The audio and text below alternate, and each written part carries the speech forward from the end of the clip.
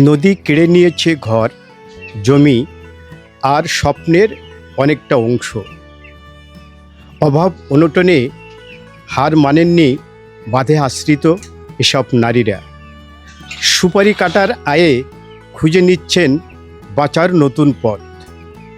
আজ বগুড়ার ধনুটে যমুনা পাড়ের বাঁধে আশ্রিত বাস্তুহারা নারীদের জীবন যুদ্ধের গল্প শোনাচ্ছি আমি রফিকুল আলম। যমুনার ভাঙনে বিলীন হয়েছে বুলবুলি বেগমের ঘর, আঙিনা আর সব স্বপ্ন। সেই থেকে নদীর বাঁধই তার ঠিকানা। জমিজমার সঙ্গে হারিয়েছেন জীবিকার অবলম্বনও, তবুও জীবন থেমে থাকেনি। প্রতিদিন সুপারি কাটেন বুলবুলি, আঙুলে ক্ষত, হাতে ব্যথা, তবুও থামেন না।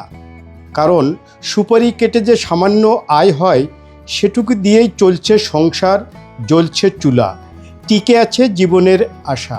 নদী ভেঙ্গে মনে করেন যে 3-4 ভাঙা দিয়ে আমরা এই অবস্থায় এসে দাঁড়াচ্ছি, বাদে বাড়ি করে আছি। আঙ্গুর কাজকর্ম ঘরের লোক নাই, আমরা নিজেরাই করি। সুপারি কেটেই চলাফেরা করি, আর সুপারি কেটেই বাজারঘাট করা হয়। দুটা মেয়ে বিয়ে দিছি, 2টা মেয়ে শ্বশুর বাড়ি।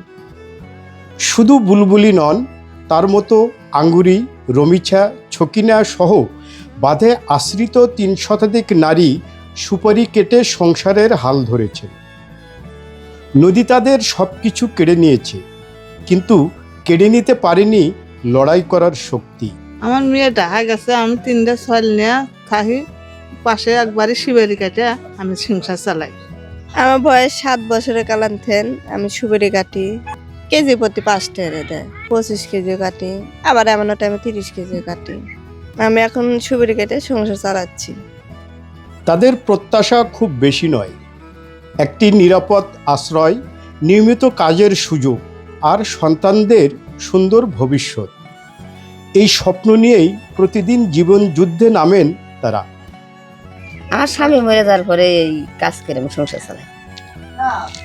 1 বস্তা 70 টাকা কাজ করলাম, 2 বস্তা করলাম সকাল থেকে।